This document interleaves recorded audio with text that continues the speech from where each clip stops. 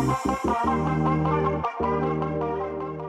guys, if you made it this far, it means you've completed the course, and I would just like to congratulate you on making it this far. And then secondly, I'd like to thank you for taking the time to do this course. I really do appreciate it. I hope that it was helpful. I hope that you managed to actually assemble your final side table and get the whole thing done.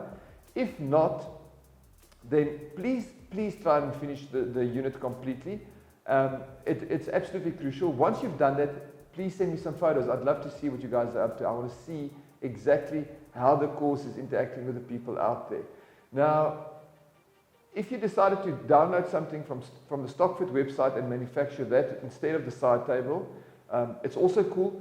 I'd love to see that as well. So email me any photos, show me what you've got, and also feel free to contact me if you've got any questions. I don't care if it's a technical design question or a Fusion 360 related question or a painting and assembly question. Any questions are welcome. I will respond to them as quickly as I can.